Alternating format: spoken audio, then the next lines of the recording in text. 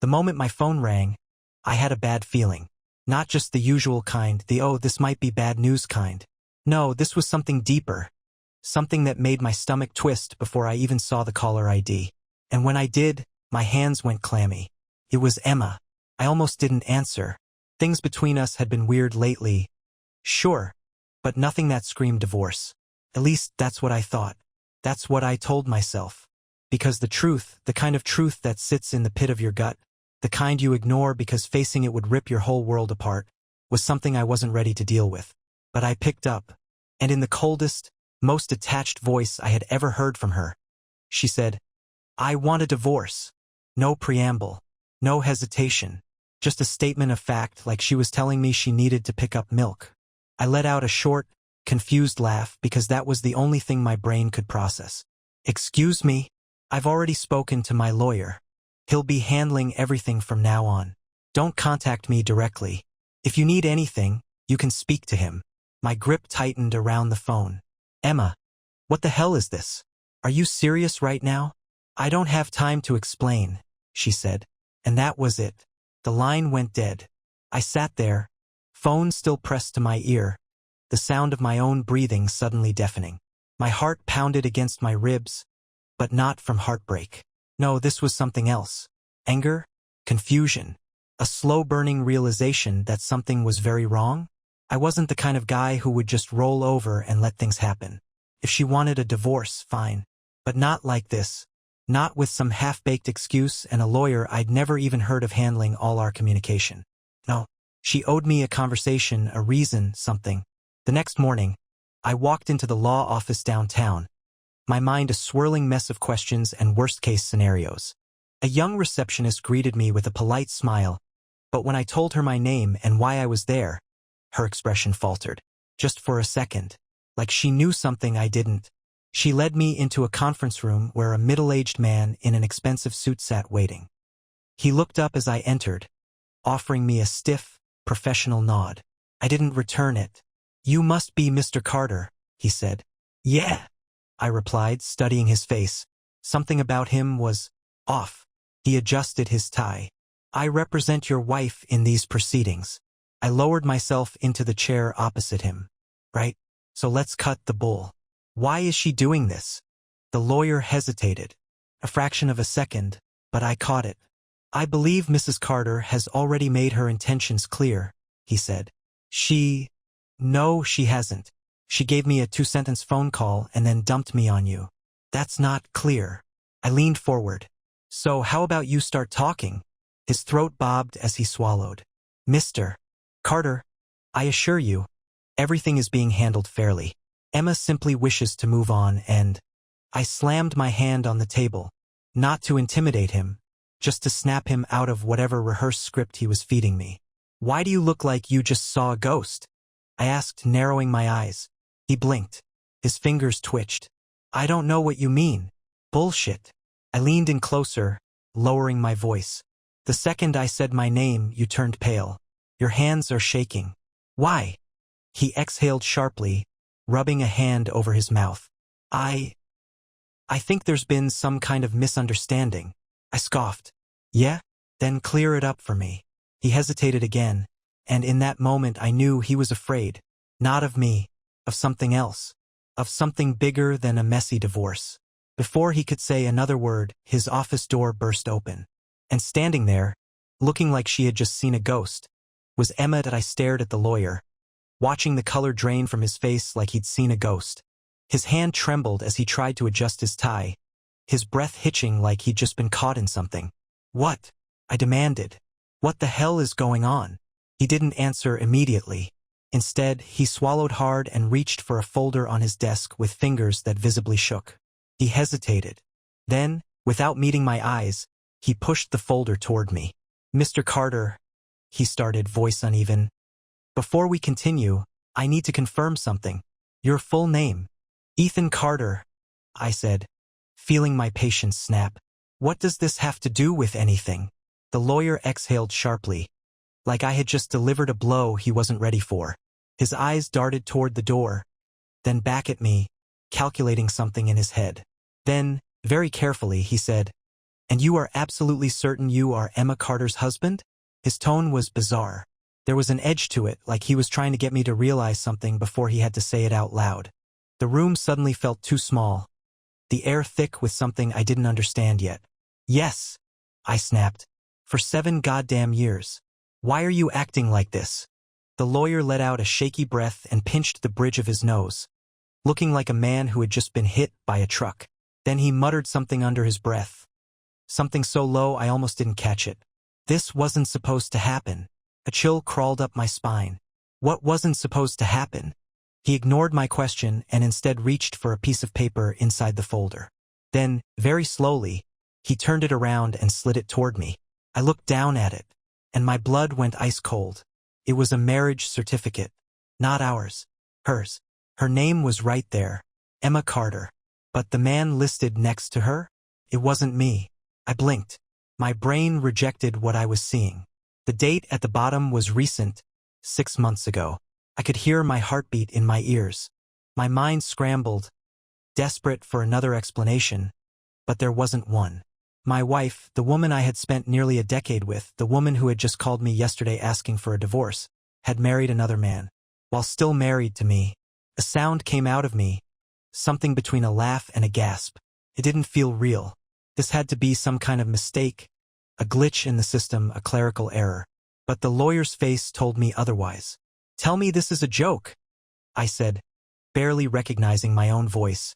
The lawyer shook his head, looking utterly defeated. I didn't know, I swear to you.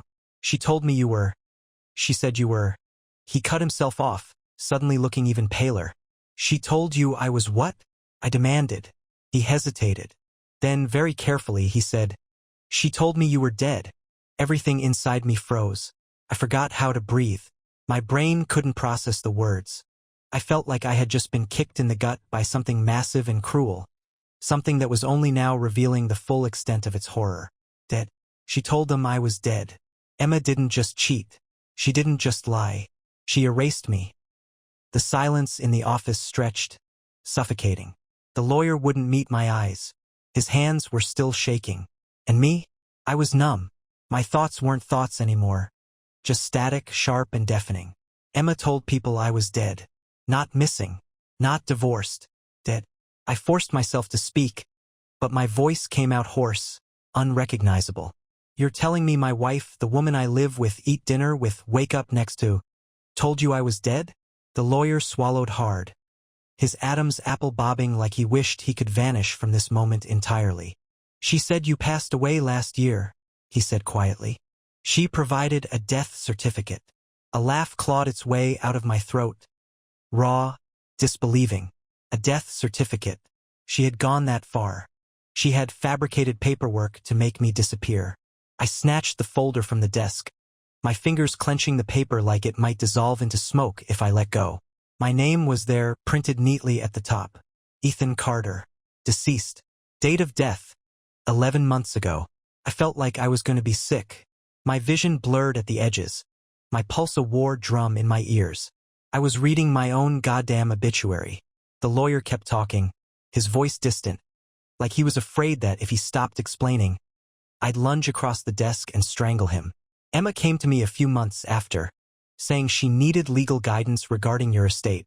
She seemed devastated. Said it was sudden. I barked out a hollow laugh. Sudden? Yeah, I'd say so, considering I'm standing right here. His mouth opened and closed, like he had no idea how to respond to that. I didn't blame him. I felt my fingers dig into my palms, hard, my nails biting into the skin. Think. I needed to think. But all I could see was Emma's face. All I could hear was her voice. Her casual, detached I want a divorce. That wasn't a breakup. That was cleanup. The realization hit like a slap. She had already moved on, married someone else, built a whole new life, probably in some perfect little house with him. And she thought I'd never find out because in her world, I didn't exist anymore. This wasn't just an affair. This wasn't just betrayal. This was erasure. I exhaled slowly, trying to anchor myself to something solid before the rage swallowed me whole. My knuckles went white around the papers as I forced myself to ask the only question that mattered now. Who is he? The lawyer hesitated. Mr. Carter, I slammed my hand down on his desk so hard the pens in his holder rattled. Who? The F? I stopped myself, breathing through my nose. Who is he? The lawyer knew better than to stall this time. He reached for another file, hesitated, then finally pushed a photo toward me. I snatched it up, barely ready for what I was about to see. And then my world tipped. The man in the photo wasn't some stranger. He was someone I knew.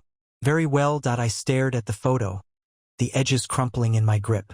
My breath stalled. My brain refused to accept what I was looking at. Because the man in the picture, the one my wife had married behind my back, I knew him, Jason, my best friend. No, that wasn't possible. This had to be a mistake, a cruel joke, some mix-up in paperwork. But the proof was staring me in the face.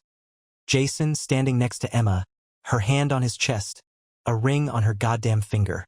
I felt the blood drain from my head so fast I thought I might black out. Jason, my drinking buddy, my brother in all but blood.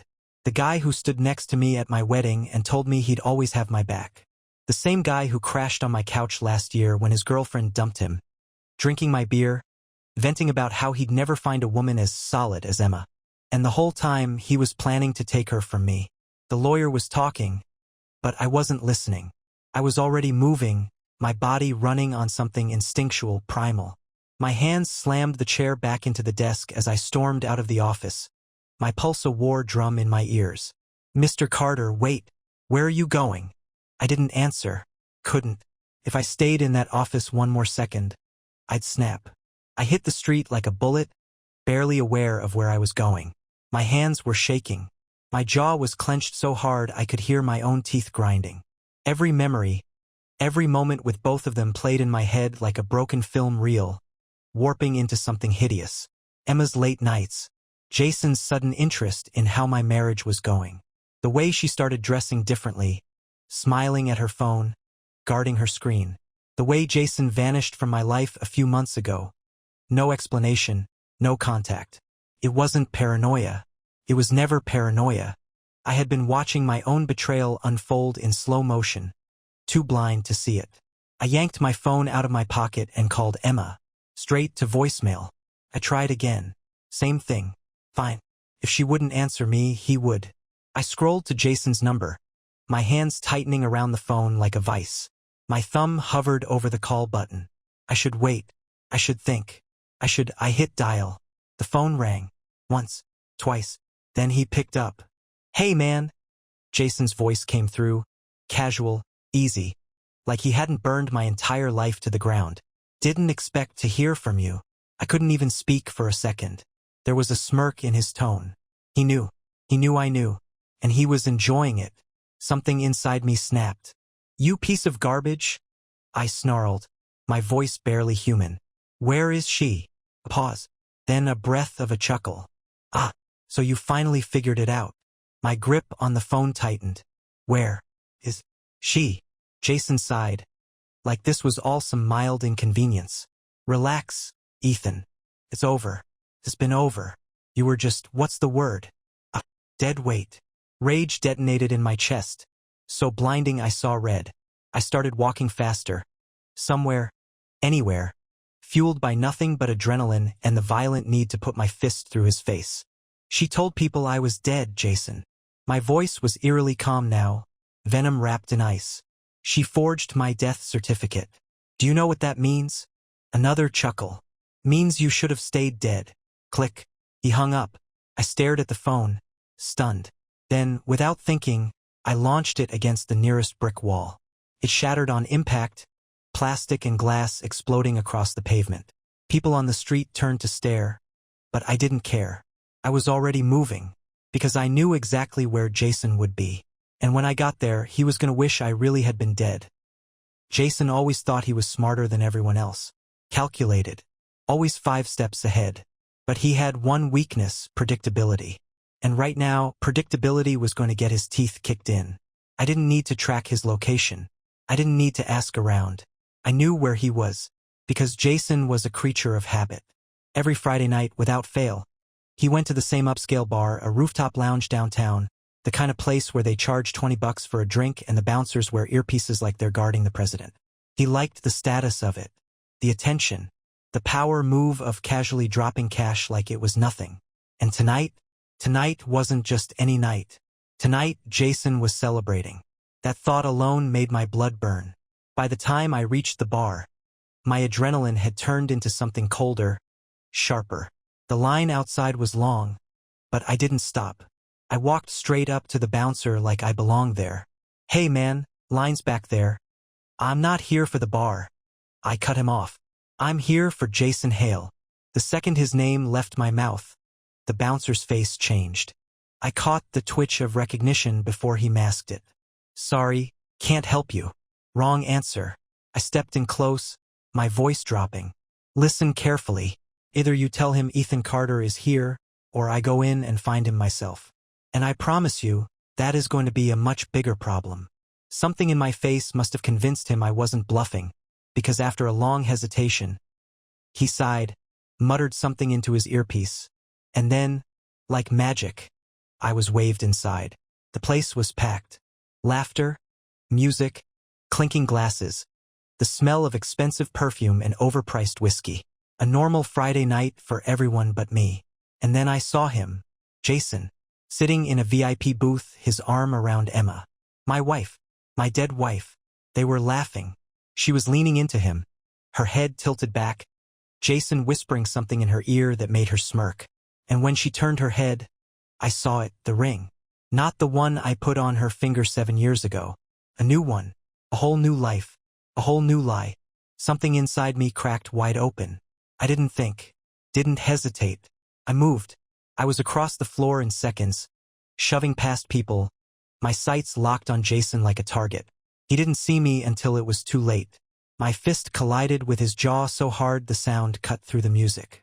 A sickening crack, the dull, satisfying give of bone beneath my knuckles, and Jason went flying. Chaos erupted. Emma screamed. Glass shattered. People gasped and scrambled back. Jason slammed against the table, knocking over drinks, dazed and bleeding. And then, slowly disoriented, he looked up at me. His lip was split, his jaw already bruising. But the worst part? He grinned. "You just don't know when to quit, do you?"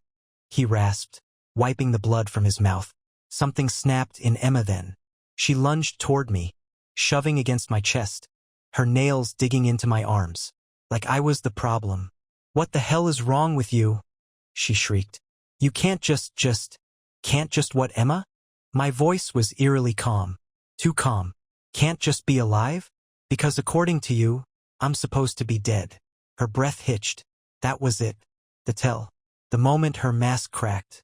Jason groaned, trying to push himself up, but I shoved him back down, my foot pressing against his chest. I could end him right here, right now. And I wanted to, but I wasn't done yet. I leaned down, lowering my voice so only he and Emma could hear. "Here's what's going to happen," I said, my tone razor sharp. "You're going to tell me exactly why you did this. Every little detail." My fingers twitched. "Or I swear to God, Jason, by the time I'm done with you, you'll wish I really had been dead." Jason coughed under the pressure of my foot, blood dripping from his split lip. His face twisted, part amusement, part something darker. Something I couldn't quite place yet. He wasn't scared. Emma, on the other hand, she was terrified. Her breathing was uneven, her eyes darting around the bar, scanning for exits, for someone to intervene. But no one did. The bouncers didn't step in. No security guards rushed forward. Because Jason, arrogant, smug, predictable Jason, had made sure this place was his domain. The kind of place where money and power meant more than morality. But he hadn't planned for this. For me, I pressed my foot down harder, feeling his ribs strain under the weight. "Talk," I ordered. "Start with the part where you two decided to bury me alive." Jason chuckled, though it came out strained. "You wouldn't get it." I leaned in closer. "Try me." His smile faltered for just a second. Then he exhaled through his nose, like this was all some massive inconvenience. "Fine," he muttered, licking the blood off his teeth. "You want the truth? I want every disgusting piece of it." Jason glanced at Emma, who looked like she wanted to sink into the floor. She knew whatever he was about to say would ruin her. I almost laughed. Ruin her? She had already destroyed me. Jason sighed, shifting slightly under my weight. Then he said, voice eerily casual. Emma was supposed to leave you, but she's greedy. Emma sucked in a sharp breath. Jason. Shut up, Emma. I cut her off without even looking at her. Keep going. Jason smirked again, but this time there was malice behind it. She wanted everything, Ethan. Not just freedom. Not just me. She wanted the house. The accounts. Your name. His eyes gleamed. Problem was you were too resilient. You wouldn't let go. Wouldn't make it easy. So she found another way. The breath in my lungs turned to ice. What do you mean, another way? Jason clicked his tongue. The accident, Ethan. I blinked. My pulse staggered. What accident? And then Emma snapped. Shut up, Jason, she screamed, shoving at me, clawing at my arm, desperately trying to break my focus. You're going to ruin everything. Stop talking. I grabbed her wrist hard, yanking her back. What accident, Emma? My voice was sharp as a blade, cutting through her panic. She opened her mouth, closed it, and for the first time in all of this, I saw it. Guilt. A memory hit me like a train. 11 months ago, driving home late, the crash. I had dismissed it back then. Black ice, I told myself. A freak accident. My car flipping, smashing into the guardrail, rolling down a snowy embankment. I woke up in the hospital, battered and bruised but alive. Lucky, they said. Miraculous, even. And Emma? She was right there beside me, crying, holding my hand, telling me she thought she'd lost me. Except she had been the one who planned to. The air vanished from my lungs. My stomach twisted. I stumbled back, away from both of them, away from the truth that was unraveling too fast for me to stop it. Emma took a shaky step forward. Ethan, I held up a hand. Don't. My voice was hollow, breaking. Did you do it? She didn't answer. I turned to Jason. Did she do it? Jason grinned. Buddy, she cut your brakes herself. The world tilted. My hands clenched into fists. My own wife had tried to kill me, had held my hand in that hospital, kissed my forehead, whispered I love you, knowing she had put me there. Emma's lip trembled. I didn't think you'd survive. I lunged. My hand wrapped around her throat, shoving her back against the table. She gasped, eyes wide, clawing at my wrist, but I didn't squeeze. Not yet. I loved you, I whispered, my voice shaking. I gave you everything, and you, my breath hitched. You tried to kill me? Tears welled in her eyes. Ethan, Jason groaned behind me, finally sitting up, rubbing his jaw. Look, man, it's over. You didn't die. No harm, no foul, right? I turned so fast he didn't have time to react. My fist collided with his cheek again, sending him sprawling. Emma screamed. Jason cursed. And then the sound of sirens filled the air. Police. Emma wrenched herself free from my grip, scrambling backward. Ethan, listen to me. I ignored her. I was already walking away, because I wasn't done yet. Not by a long shot. The sirens grew louder, flashing blue and red bouncing off the glass walls of the rooftop lounge. People backed away, murmuring, whispering, pulling out their phones to record the chaos. I didn't care. Jason was groaning on the ground, blood dripping down his chin, still grinning like he had won something, like he still thought he had the upper hand. Emma stood frozen, eyes darting between me and the exit like a cornered animal. And me? I felt nothing. Not the cold air against my skin, not the ache in my knuckles, not the weight of 7 years of betrayal crashing down on me. Just one thought rang clear in my mind. They are not walking away from this. I turned to Emma, my voice steady. You cut my brakes. Her lips parted, but no sound came out. You tried to kill me. I took a step closer and she flinched. Flinched, like I was the monster here. Ethan, you don't understand. I understand perfectly.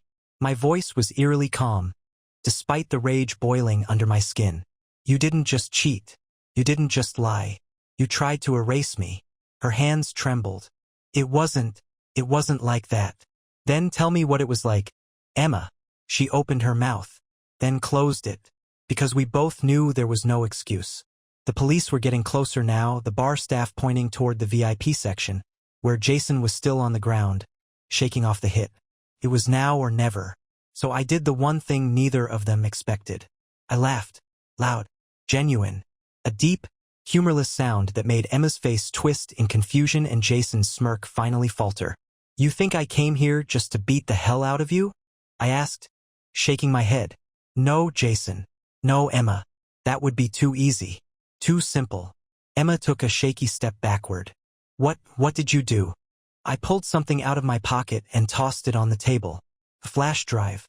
Jason's eyes locked onto it. His body stiffened, his hands curling into fists as if he already knew. "I did my homework," I said, stepping back as the first officer entered the bar, hand on his radio. "Turns out, faking someone's death is a felony. And attempted murder." I tilted my head. "Well, let's just say the cops found your little bank transactions." Emma's face went white. "What?" Jason shot up so fast the chair nearly tipped. "You're bluffing." I smiled. I wasn't. The thing about people like Jason and Emma? They were sloppy. They thought they were untouchable. Thought they were so much smarter than everyone else. But greed makes people reckless. They left trails, emails, fake accounts, transactions that connected the dots too perfectly. All I had to do was follow the money. Emma shook her head wildly. "No. No, no, no." Jason lunged for the flash drive, but I was faster. I grabbed it and turned, right into the arms of the police officer. "Ethan Carter?" the officer asked, eyeing me warily. I nodded and handed him the drive. "Everything you need is on there. Transactions, emails, and a very, very interesting forged death certificate." Emma let out a choked sob. "Ethan, please." I turned to her, taking in the face of the woman I once loved. The woman who had kissed me while planning my funeral. "Goodbye, Emma." The officers moved fast. One snapped handcuffs onto Jason's wrists. Another grabbed Emma, reading them their rights over their protests, over her desperate sobs and Jason's furious cursing. The last thing Jason said before they dragged him out? "This isn't over." I smiled to myself. Yes, it was. I stood there, watching as they dragged Jason and Emma away, the police officers tightening the cuffs as they squirmed and fought. They weren't in control anymore. No more lies. No more schemes. Emma thrashed, her once perfect composure cracking like glass. "Ethan, please, listen to me," she shrieked. "It wasn't like that. I didn't." I stepped closer, just enough so she could see the absolute emptiness in my eyes. "You didn't what, Emma?" I said, voice calm. "Didn't fake a death certificate? Didn't cut my brakes? Didn't marry my best friend and build an entire new life while I was still breathing?" Her breath hitched, eyes wild, searching my face for something, anything, to cling to, some weakness, some flicker of the old love that would make me forgive her. But she found nothing, because there was nothing left. "Enjoy prison," I said softly. "Maybe Jason can keep you warm in there." Her face twisted in horror, in pure, desperate fear. And that's when it hit her. This wasn't temporary. This wasn't something she could slither her way out of. This was the end. Jason, on the other hand, didn't beg, didn't scream, didn't plead. He just glared at me over his shoulder as the cops hauled him toward the exit. His mouth curled in a twisted, bloodied sneer. "You think this makes you the winner?" he spat. "You still lost everything, Ethan." I exhaled slowly, rolling my shoulders. "Did I?" Jason laughed, shaking his head. "You'll see." And then they were gone. The second the doors shut behind them, the bar exploded with whispers, murmurs, the buzz of people who had just witnessed something insane. But I didn't hear any of it, because for the first time in months, maybe even years, there was silence in my head. No more paranoia. No more sleepless nights wondering why my wife had grown cold, why Jason had disappeared, why my world had started unraveling the second I survived that accident. Now I knew. Now I was free. I walked to the bar, slipping into an empty stool, my knuckles still aching from smashing Jason's face in. The bartender stared at me, unsure whether to call security or pour me a drink. I tapped the counter. "Whiskey." He hesitated, then nodded, sliding a glass toward me. "On the house." I lifted it, feeling the weight of everything settle in. My wife was gone. My best friend was gone. My entire old life was gone. And yet, I had never felt lighter. I smirked to myself and knocked back the drink. Time to start over. 3 weeks later, I stood outside the courthouse, watching as the prison transport van pulled away. Inside, Emma and Jason were seated side by side, cuffed and shackled, both wearing the same gray jumpsuits. Jason was stiff, his jaw clenched so tight I thought his teeth might crack. He still hadn't fully processed that this was his reality now. That money, charm, and manipulation wouldn't save him. That he was stuck. Emma, though? Emma looked hollow. Her eyes, once so sharp, so full of calculation, were now empty. She had cried in court, begged, spun lie after lie, shifting blame, painting herself as the victim. But the evidence? Overwhelming. Forgery. Fraud. Attempted murder. The judge didn't hesitate. 25 years. No parole for either of them. And just like that, they were ghosts. I let out a slow breath, feeling the cold air settle against my skin. 3 weeks. That's how long it took to end them. To dig into the finances, the falsified records, the offshore accounts. The hush money payments Jason had sent to some shady mechanic to mess with my brakes. I hadn't just given the police a case. I had built them a coffin. And now I was standing here watching the dirt get thrown over it. The van disappeared around the corner, and for the first time in a long time, I let myself breathe. No more lies, no more paranoia, no more them, just me, starting fresh. And as I turned away from the courthouse, stepping into the first day of my new life, I realized something. Jason had been wrong. I hadn't lost everything. I had won everything that mattered. 1 year later. The ocean stretched out before me, endless and untamed, waves crashing against the shore in a rhythmic pulse. The air was warm, salty, clean, nothing like the suffocating weight of my old life. I leaned back in my chair, letting the sun sink into my skin, my fingers absently tracing the rim of my whiskey glass. 1 year. A full year since I watched Emma and Jason get shoved into that prison van, their perfect little world collapsing like a house of cards. I thought about them sometimes. Not often.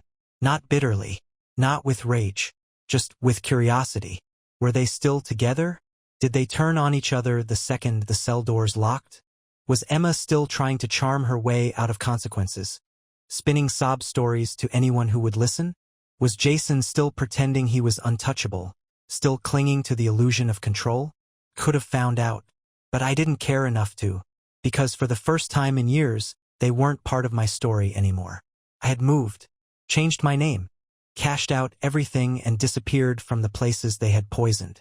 No more house that Emma decorated with money that was supposed to be ours. No more bars where Jason whispered behind my back, spinning his web of betrayal. Now I lived by the ocean. I worked for myself. I woke up to the sound of waves instead of lies. And I slept through the night. A soft laugh pulled me from my thoughts. Across the table, she was watching me, eyes glinting with amusement. "Where'd you go just now?" she asked, propping her chin in her hand. I smirked, shaking my head. "Nowhere important." She raised an eyebrow but didn't push. She never did. That's what I liked about her. She didn't try to dissect me, didn't pry open old wounds. She just existed beside me, and that was enough. The waitress dropped the bill at our table, and as I reached for it, I caught sight of the date. Exactly 1 year. I huffed out a quiet laugh, shaking my head. "What?" she asked. I hesitated, then just smiled. "Nothing. Just an anniversary of sorts." She grinned. "Do we celebrate it?"